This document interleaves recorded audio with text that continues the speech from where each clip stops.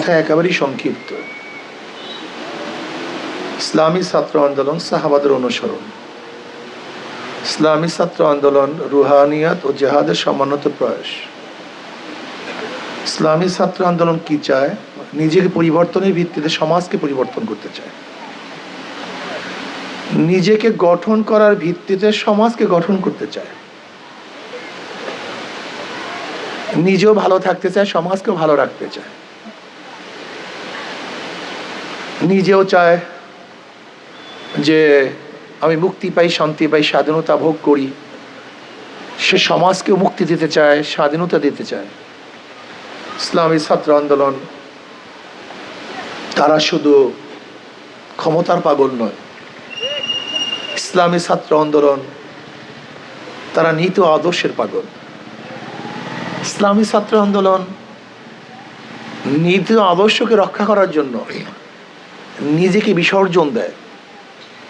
নিছক শুধু ক্ষমতার জন্য ইসলামী ছাত্র আন্দোলন কোনো কালই কোনো অবস্থাতেই কাজ করে না, করবেও না ইনশাআল্লাহ। ইসলামী ছাত্র আন্দোলন সাহাবাদের অনুসরণ। তার মানে সাহাবারা জাহেদ ছিলেন, ত্যাগী ছিলেন, আপনাদেরকেও ত্যাগী হতে হবে। সাহাবায়ে কেরাম রিদওয়ানুল্লাহি তাআলা আলাইহিম আজমাইন মুত্তাকিন ছিলেন, আপনাদেরকেও তাকওয়া অবলম্বন করতে হবে। সাহাবারা আবেদ ছিলেন, আপনাদেরকে আবেদ হতে হবে। সাহাবারা দানশীল ছিলেন, আপনাদেরকে দানশীল হতে হবে। সাহাবারা নিজের চেয়ে অপর ভাইকে প্রাধান্য দিতেন, আপনাদেরকেও নিজের চেয়ে অপর ভাইকে প্রাধান্য দিতে হবে। সাহাবারা সমাজ সেবক ছিলেন, আপনাকেও সমাজ সেবক হতে হবে। সাহাবারা আল্লাহর জমিনে আল্লাহর হুকুমতকে কায়েম করার জন্য সর্বোচ্চ ত্যাগ করেছেন, নিজের জীবনকে বিসর্জন করেছেন। আপনাকে আমাকেও ইসলাম হুকুমত কায়েম করার জন্য সর্বোচ্চ ত্যাগ করতে হবে। সাহাবায়ে কেরাম রিদওয়ানুল্লাহি তাআলা আজমাইন দুনিয়া লোভী ছিলেন না, আপনাকে আমাকেও দুনিয়ার লোভ ত্যাগ করতে হবে। সাহাবায়ে কেরাম রিদওয়ানুল্লাহি আজমাইন ঈমানের জন্য, ইসলামের জন্য ঘর ছেড়েছেন, হিজরত করেছেন, গোটা দুনিয়ার মধ্যে ছড়িয়ে পড়েছেন। আপনাকে আমাকেও ঈমানের তাগিদে হিজরত করতে হবে, প্রয়োজনে দেশ ত্যাগ করতে হবে, ঘর ছাড়তে হবে, বাড়ি ছাড়তে হবে, সবকে উজাড় করে দিতে হবে ইসলামের জন্য। আপনি কি দেখেন নেই লালমনিরহাট হারানো মসজিদ, যেই মসজিদের ইটের গায়ে লেখা 69 হিজরি। সাহাবাদের যুগ ছিল 100 হিজরি পর্যন্ত, আর সেই লালমনিরহাটে হারানো মসজিদ পাওয়া গেছে কত হিজরির? 69 হিজরি। তার মানে সাহাবাদের যুগে এই আমাদের বাংলাদেশের লালমনিরহাটে মসজিদ স্থাপিত হয়েছিল। আপনি চিন্তা করেছেন? কোন ঐতিহাসিকরা বলেন টেকনাফের মধ্যে, কক্সবাজারের মধ্যে কোন সাহাবী এসেছিলেন। কিছু কিছু ঐতিহাস এই কথা বলেন। সাহাবায়ে কেরাম রিদওয়ানুল্লাহি আজমাইন গোটা দুনিয়ার মধ্যে ছড়িয়ে পড়ছেন, গোটা দুনিয়ার মধ্যে তাদের শরীর মোবারক ছড়িয়ে ছিটিয়ে আছে। সেই মক্কার থেকে, মদিনার থেকে তারা গোটা দুনিয়ার মধ্যে দ্বীনকে ছড়িয়ে দেওয়ার জন্য হীন এমন কোনো কষ্ট নাই যে কষ্ট তারা করেন। অথচ আজকে আমরা এই দ্বীনের জন্য সামান্য ত্যাগ করতে পারি না, সামান্য কষ্ট স্বীকার করতে পারি না, অর্থ ব্যয় করতে পারি না, শ্রম দিতে পারি না, ঘাম ঝরাতে পারি না, রক্ত ঝরাতে পারি না, জীবনকে উৎসর্গ করতে পারি না। হবে না, আমাদের দ্বারা কিছুই হবে না। ত্যাগী মানুষ ব্যতীত কোনো কিছুই হয় না। দেখেন, মা যদি আমাকে প্রসাব করার জন্য ত্যাগ না করতেন তাহলে আমি জন্মগ্রহণ করতে পারতাম না। মা যদি কষ্ট স্বীকার করে আমাকে দুগ্ধ পান না করাতেন আমি বড় হতে পারতাম না। আমার বাবা যদি আমার জন্য না খাটতেন আমি খেতে পারতাম না, আমি পড়তে পারতাম না, আমার ঘর থাকতো না। আমাকে কে দিত? আমার বাবা আমার জন্য ত্যাগ করার কারণে আজকে আমি বড় হয়েছি। একটা দানা তার অঙ্কুরের জন্য নিজেকে বিসর্জন দিয়ে দেয়। যখন অঙ্কুর উঠে দানা ধ্বংস হয়ে যায়, বিসর্জিত হয়ে যায়, তাকে বিসর্জন দেওয়ার আগে সেখান থেকে অঙ্কুর ওঠে না।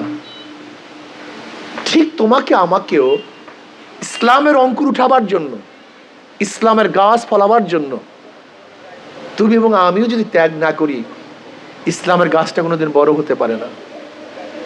ইসলামের গাছের গোড়ায় যদি রক্ত ঢালা না হয়, সেই ইসলামের গাছ বড় হতে পারে না। ঘাম যদি ঝরানো না হয়, ইসলামের সেই গাছটা, বৃক্ষটা দুর্বল হয়ে যায়। এর জন্য ইসলামের বৃক্ষের গোড়ার মধ্যে রক্ত ঝরাতে হবে, ঘাম ঝরাতে হবে। যদি রক্ত এবং ঘাম ঝরাও, তাহলে সেই ইসলামের বৃক্ষটা মোটা হবে, তাজা হবে, বড় হবে। কাযারআন আখরাজা শাত্তাহু ফাআযারাহু ফাস্তাগলাযা ফাস্তাওয়া আলা সুকি ইউযিবু যুররা। যদিও চারা গাছ, একদিন সে চারা গাছ থাকবে না, সে বড় হবে, মোটা হবে, শাখা প্রশাখা ছড়িয়ে পড়বে, ফুল আসবে, ফল আসবে, মানুষ সেই গাছের ছায়াতলে আশ্রয় গ্রহণ করবে, সেই গাছের ফল ভক্ষণ করবে, মানুষ উপকৃত হবে। ঠিক আজকেও যদি ইসলামী ছাত্র আন্দোলন ছোট একটা বৃক্ষ, আমি বিশ্বাস করি এই চারা গাছ থাকবে না, সে একদিন বড় হবে, তার ডাল পালা ছড়িয়ে পড়বে, তার থেকে ফুল হবে, ফল হবে, ইসলাম হুকুমত কায়েম হবে ইনশাআল্লাহ। এই জন্য সর্বোচ্চ ত্যাগ করতে হবে। ত্যাগ, দেখেন গোটা দুনিয়ার মধ্যে ভোগী মানুষের অস্তিত্ব থাকে না, ভোগী মানুষের নামও কেউ নেয় না, কিন্তু যারা ত্যাগী তাদের নাম সমস্ত মানুষ নেয়। তারা ইতিহাস রচনা করে, তারাই সমাজকে কিছু দিতে পারে। যারা ভোগী তারা কিছুই করতে পারে না।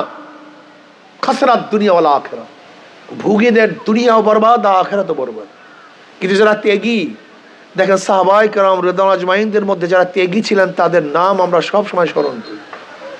গোটা দুনিয়ার মধ্যে যারা ত্যাগী ছিলেন তাদের নাম আমরা স্মরণ করি। যারা দায়ীরা সবচেয়ে বেশি ত্যাগী ছিলেন তাদের নাম আমরা স্মরণ করি। ত্যাগীদের দাম সবচেয়ে বেশি। আমি ছাত্র বন্ধুদেরকে বলবো, বাবাদেরকে বলবো, ত্যাগী হন, ত্যাগী হন, ত্যাগী হন। ত্যাগ সবচেয়ে দামি। যে ত্যাগী হয় সেই কিছু করতে পারে, যে ত্যাগী হয় না সে কিছুই করতে পারে না। এর জন্য ত্যাগী হতে হবে। বিল্ডিং হয়, কিছু ইট জমিনের মধ্যে চলে যায়। এখন সমস্ত ইটগুলি যদি বলে আমি উপরে থাকবো, সবাই আমাকে দেখবে, আনন্দিত হবে, খুশি হবে, বলেন তো সমস্ত ইট যদি উপরে থাকতে চায় তাহলে কোনোদিন কি বিল্ডিং নির্মাণ হবে? কোনোদিন হবে না। কিছু ইটকে চিরতরের জন্য মাটির নিচে চলে যেতে হবে, যাদেরকে কেউ কোনোদিন দেখবে না, তাদের বুকের উপরে ভিত্তি করে বিশাল ইমারত হবে।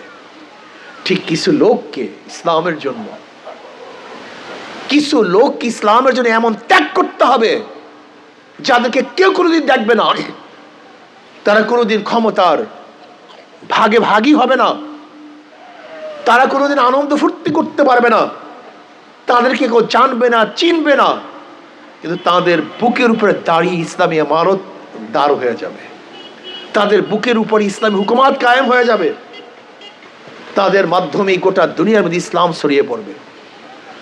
এর জন্য আমার শেষ কথা হলো, আমার ছাত্রদেরকে বলবো, ত্যাগী হও,